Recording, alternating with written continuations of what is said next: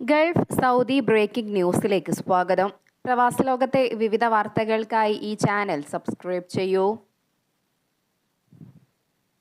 Saudi അറേബ്യയിൽ traffic നിയമലംഘനങ്ങൾക്ക് ചുമത്തുന്ന പിഴയിൽ 50% ഇളവ് ലഭിക്കാനുള്ള സമയപരിധി അവസാനിക്കാൻ 3 മാസം കൂടിയുണ്ടെന്ന് ആഭ്യന്തര മന്ത്രാലയം അറിയിച്ചു. രാജ്യത്തെ പൗരന്മാർ, വിദേശ താമസക്കാർ, സന്ദർശകർ, GCC രാജ്യങ്ങളിൽ നിന്നെത്തുന്ന പൗരന്മാർ എന്നിവർക്ക് ഈ വർഷം ഏപ്രിൽ 18 മുമ്പ് ലഭിച്ച പിഴകൾക്കാണ് 50% ഇളവ് അനുവദിക്കുന്നത്. സൽമാൻ രാജാവിൻ്റെയും കിരീടാവകാശി അമീർ മുഹമ്മദ് ബിൻ സൽമാന്റെയും നിർദ്ദേശത്തെ തുടർന്ന് ഏപ്രിൽ 5-നാണ് ട്രാഫിക് പിഴകൾക്ക് ഇളവ് പ്രഖ്യാപിച്ചത്. ഏപ്രിൽ 18 വരെയുള്ള പിഴകൾക്ക് 50%-വും അതിനുശേഷം 25%-വുമാണ് പ്രഖ്യാപിച്ചത്. പിഴകൾ 6 മാസത്തിനകം അടയ്ക്കണമെന്നും ഓരോ പിഴകളും വെവ്വേറെയോ അല്ലെങ്കിൽ ഒരുമിച്ചോ അടയ്ക്കാമെന്നും പ്രഖ്യാപന സമയത്ത് ട്രാഫിക് അധികൃതർ വ്യക്തമാക്കിയിരുന്നു. മൈക്രോസോഫ്റ്റ് വിൻഡോസ് ഓപ്പറേറ്റിംഗ് സിസ്റ്റത്തിലുണ്ടായ ആഗോള സാങ്കേതിക തകരാറ് സൗദി അറേബ്യയിലെ നിരവധി വിമാന കമ്പനികളെയും ബാധിച്ചു. റിയാദിലെ കിങ് ഖാലിദ്, ദമാമിലെ കിങ് ഫഹദ്, ജിദ്ദയിലെ കിങ് അബ്ദുൽ അസീസ് വിമാനത്താവളങ്ങളിലെ ഔദ്യോഗിക വൃത്തങ്ങളാണ് ഇക്കാര്യം സൂചിപ്പിച്ചത്. വിമാന കമ്പനികളുമായി ചേർന്ന് പകരം സംവിധാനങ്ങൾ ഉപയോഗിക്കുന്നതിനുള്ള പദ്ധതി സജീവമാക്കിയതായും 3 വിമാനത്താവളങ്ങളും വ്യത്യസ്ത പ്രസ്താവനകളിൽ അറിയിച്ചു. വിമാന സർവീസുകളുടെ നിലവിലെ സ്ഥിതി എന്താണെന്നറിയാൻ എയർപോർട്ടിലേക്ക് പുറപ്പെടുന്നതിന് മുമ്പ് അതത് വിമാന കമ്പനികളുമായി ആശയവിനിമയം നടത്താൻ യാത്രക്കാരോട് അധികൃതർ ആവശ്യപ്പെട്ടിട്ടുണ്ട്. വിൻഡോസ് വഴി പ്രവർത്തിക്കുന്ന സാങ്കേതിക സംവിധാനത്തിലുണ്ടായ തകരാറ് കാരണം ലോകത്തെമ്പാടുമുള്ള നിരവധി വിമാന കമ്പനികൾ നേരിട്ട അതേ പ്രശ്നമാണ് തങ്ങളെയും ബാധിച്ചതെന്ന് ഫ്ലൈനാസ് വെളിപ്പെടുത്തി. വെബ്സൈറ്റിലും മൊബൈൽ ആപ്ലിക്കേഷനിലും സേവനങ്ങൾ മന്ദഗതിയിലായതിനു പുറമെ ചില വിമാനങ്ങളുടെ ടേക്ക് ഓഫ് വൈകുന്നതിനും തകരാർ കാരണമായെന്ന് ഫ്ലൈനാസ് ചൂണ്ടിക്കാട്ടി. വാദി കബീർ വെടിവെപ്പ് സംഭവത്തിൽ ഇന്ത്യ, പാകിസ്ഥാൻ അംബാസഡർമാരെ ഒമാനി അധികൃതർ സന്ദർശിച്ച് അനുശോചനം രേഖപ്പെടുത്തി.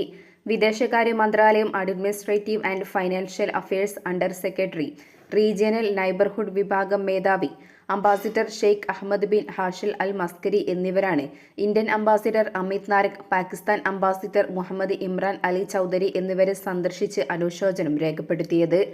അംബാസിഡർമാരുമായി നടത്തിയ കൂടിക്കാഴ്ചയിൽ സംഭവത്തിൽ ആത്മാർത്ഥമായ അനുശോചനവും ദുഃഖിതരായ കുടുംബങ്ങളോട് സഹതാപവും അറിയിക്കുകയാണെന്നും പരിക്കേറ്റവർ വേഗത്തിൽ സുഖം പ്രാപിക്കട്ടെ എന്നും ഒമാനി ഉദ്യോഗസ്ഥർ ആശംസിച്ചു. രാജ്യത്ത് ഉംറ ചെയ്യാൻ ആഗ്രഹിക്കുന്ന പൗരന്മാരും താമസക്കാരും ആവശ്യമായ പ്രതിരോധ കുത്തിവയ്പ്പുകൾ സ്വീകരിക്കണമെന്ന് ഒമാൻ ആരോഗ്യ മന്ത്രാലയം അറിയിച്ചു. ഉംറയാത്ര ആരംഭിക്കുന്നതിന് അതത് ഗവർണറേറ്റുകൾക്കുള്ളിലെ ആരോഗ്യ സംരക്ഷണ കേന്ദ്രങ്ങൾ സന്ദർശിച്ച് വാക്സിനുകൾ സ്വീകരിക്കാം. മെനിൻഗോക്കൽ മെനിഞ്ചൈറ്റിസിനുള്ള ഒരു ഡോസ് വാക്സിൻ 5 വർഷം വരെ പ്രതിരോധശേഷി നൽകും. മുമ്പ് ഇതിനെതിരെ വാക്സിൻ എടുത്തവർക്ക് കാലാവധി കഴിഞ്ഞിട്ടില്ലെങ്കിൽ വീണ്ടും സ്വീകരിക്കേണ്ട ആവശ്യമില്ല. എന്നാൽ ഇതിന് തെളിവ് ഹാജരാക്കണം. ഇതിനു പുറമെ സീസണൽ ഇൻഫ്ലുവൻസ വാക്സിനും എടുക്കണം. യാത്രയിലും തീർത്ഥാടനത്തിലും നേരിട്ടേക്കാവുന്ന വിവിധ ഇൻഫ്ലുവൻസയ്ക്കെതിരെയുള്ള പ്രതിരോധശേഷി ഇത് വർദ്ധിപ്പിക്കും. യാത്രക്കാർ പുറപ്പെടുന്നതിനു മുമ്പ് പ്രാദേശിക ട്രാവൽ മെഡിസിൻ ക്ലിനിക്കുകൾ സന്ദർശിക്കുന്നതും നല്ലതാണ്. ഈ ക്ലിനിക്കുകൾ ആവശ്യമായ വാക്സിനേഷനുകൾ, പ്രതിരോധ മരുന്നുകൾ, അവർ ഉദ്ദേശിക്കുന്ന സ്ഥലങ്ങളിലെ പ്രത്യേക ആരോഗ്യ ആവശ്യങ്ങൾക്കനുസൃതമായി സമഗ്രമായ ആരോഗ്യ മാർഗനിർദ്ദേശങ്ങൾ എന്നിവ നൽകും. ഇത് ആരോഗ്യകരവും സുരക്ഷിതവുമായ യാത്ര ഉറപ്പാക്കാൻ സഹായകമാകും. യാത്ര ആരംഭിക്കുന്നതിന് കുറഞ്ഞത് 10 ദിവസം മുമ്പ് കുത്തിവയ്പ്പുകൾ എടുത്തിരിക്കേണ്ടതാണെന്നും ആരോഗ്യ മന്ത്രാലയം സൂചിപ്പിച്ചു. സലാല തീരത്ത് ഉരുമറിഞ്ഞ് ഒരു ഇന്ത്യക്കാരനെ കാണാതായി. 8 പേരെ രക്ഷിച്ചു. ഗുജറാത്ത് മാൻഡവി കച്ചിലെ സാമിർ സുലൈമാനെയാണ് കാണാതായിരിക്കുന്നത്. ഗുജറാത്ത് സ്വദേശികളായ ദാവൂദ് ഉമർ, അബ്ദുൽ മനാഫ് സേലമ്മാട്, യൂനുസ് അഹമ്മദ്, ഇല്യാസ് സിദ്ദീഖ്, ആലിം ഇല്യാസ്, മംദാർ റാഫിഖ് ആദം, യൂനുസ് അലിയാസ് മുസ്തഖ് ഹാജി ത്വയിൽ എന്നിവരെ രക്ഷിച്ചു. സൊമാലിയയിലെ ബൊസാസോവിൽ നിന്നും സലാലയിലേക്ക് വരികയായിരുന്ന ഉരുവാണ് പ്രതികൂല കാലാവസ്ഥയെ തുടർന്ന് അപകടത്തിൽപ്പെട്ടത്. എഞ്ചിൻ മുറിയിൽ വെള്ളം കയറി മുങ്ങുകയായിരുന്നു. രക്ഷപ്പെടുത്തിയവരെ സലാല പോർട്ടിലെത്തിച്ചു. വേറെ ഒരു ബോട്ട് വന്നാണ് ഇവരെ രക്ഷിച്ചത്. സൊമാലിയ രജിസ്ട്രേഷനുള്ള ഒരു ഗുജറാത്ത് സ്വദേശിയുടെ ഉടമസ്ഥതയിലുള്ളതാണ്. രക്ഷപ്പെടുത്തിയവരെ നാട്ടിലേക്ക് കൊണ്ടുപോകാനുള്ള ശ്രമം പുരോഗമിക്കുകയാണെന്ന് കോൺസുലർ ഏജന്റ് അറിയിച്ചു. ഒമാനി റിയാലിന്റെ വിനിമയ നിരക്ക് വീണ്ടും ഉയർന്ന് 217 രൂപ കടന്നു. ഒരു റിയാലിന് 217.10 രൂപ എന്ന നിരക്കാണ് ഒമാനിലെ വിനിമയ സ്ഥാപനങ്ങൾ വെള്ളിയാഴ്ച നൽകിയത്. ശനി, ഞായർ ദിവസങ്ങളിലും ഇതേ നിരക്കുകൾ തന്നെയാണ് ലഭിക്കുക. എന്നാൽ റിയാലിന്റെ വിനിമയ നിരക്കിന്റെ അന്താരാഷ്ട്ര പോർട്ടലായ എക്സി കൺവേർട്ടലിൽ ഒരു റിയാലിന് 217.3 എന്ന നിരക്കാണ് കാണിക്കുന്നത്. വെള്ളിയാഴ്ചത്തെ വിനിമയ നിരക്കിലെ റെക്കോർഡ് കഴിഞ്ഞ ജൂൺ 20 നിരക്കിന് തുല്യമാണ്. വിനിമയ നിരക്ക് 217 കടന്നിട്ടും വിനിമയ സ്ഥാപനങ്ങളിൽ തിരക്ക് അനുഭവപ്പെടുന്നില്ലെന്നും വിനിമയ സ്ഥാപനവുമായി ബന്ധപ്പെട്ടവർ പറഞ്ഞു. മാസത്തിന്റെ പകുതിയായതിനാൽ ആരുടെ കയ്യിലും പണം ഇല്ലാത്തതാണ് പ്രധാന കാരണം. കുറഞ്ഞ ശമ്പളക്കാർ മാസത്തിന്റെ ആദ്യ പാദത്തിലാണ് ശമ്പളം നാട്ടിലേക്ക് അയക്കുക.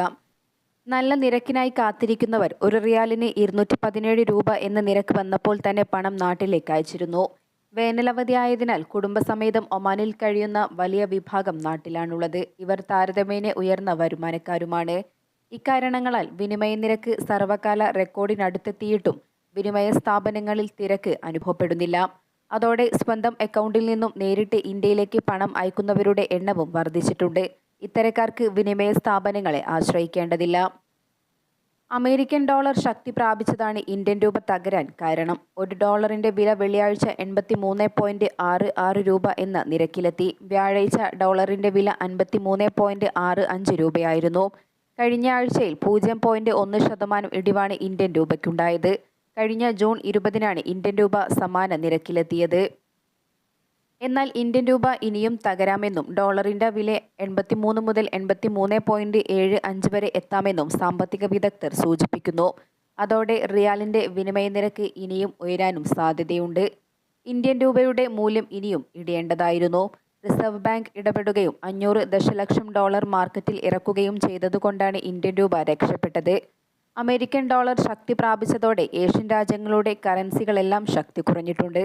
തായ്ലൻഡിന്റെ ബഹത്തിന് 0.5% തകർച്ചയാണുണ്ടായത്. എന്നാൽ അമേരിക്കൻ ഡോളർ ശക്തി പ്രാപിക്കുകയും ഡോളർ ഇൻഡെക്സ് 104.3 എന്ന പോയിന്റിലെത്തുകയും ചെയ്തു. അമേരിക്കൻ ഡോളറിന്റെ 0.2% വളർച്ചയാണ് ഇത് കാണിക്കുന്നത്. ഇത് 4 മാസത്തിനുള്ളിലെ ഏറ്റവും വലിയ തിരിച്ചുവരവാണ്. ഇന്ത്യൻ ഓഹരി വിപണിയും വൻ തകർച്ചയാണ് നേരിടുന്നത്. വിപണിയിൽ നിന്നും ഡോളർ വിദേശത്തേക്ക് ഒഴുകുന്നത് വർദ്ധിച്ചിട്ടുണ്ട്. അന്താരാഷ്ട്ര വിപണിയിൽ എണ്ണവില ഉയരുന്നതും ഇന്ത്യൻ രൂപയെ പ്രതികൂലമായി ബാധിക്കുന്നുണ്ട്. മൈക്രോസോഫ്റ്റ് വിൻഡോസ് സാങ്കേതിക തകരാർ മൂലം ആഗോള വ്യാപകമായുണ്ടായ പ്രശ്നം ഒമാനിലെ വിമാനത്താവളങ്ങളെ സാരമായി ബാധിച്ചില്ല. ഇത് സംബന്ധിച്ച ഔദ്യോഗിക വിശദീകരണമൊന്നും അധികൃതരുടെ ഭാഗത്തു നിന്നും ഉണ്ടായിട്ടില്ല. ആഗോളതലത്തിൽ ഡൽഹിയിൽ നിന്നുള്ള സർവീസിനെയാണ് കാര്യമായിട്ട് ബാധിച്ചതെന്ന് ഒമാൻ എയർ പ്രസ്താവനയിൽ വ്യക്തമാക്കി. എയർപോർട്ട് സംവിധാനം തകരാറിലായതിനാൽ മാനുവൽ ചെക്ക് ഇൻ നടപടികളാണ് നടത്തിയതെന്നും കമ്പനി അധികൃതർ പ്രസ്താവനയിൽ സൂചിപ്പിച്ചു. ആഗോള IT തകരാർ പ്രവർത്തനങ്ങളെ ബാധിച്ചിട്ടില്ലെന്ന് സലാം എയറും പ്രസ്താവനയിൽ അറിയിച്ചു.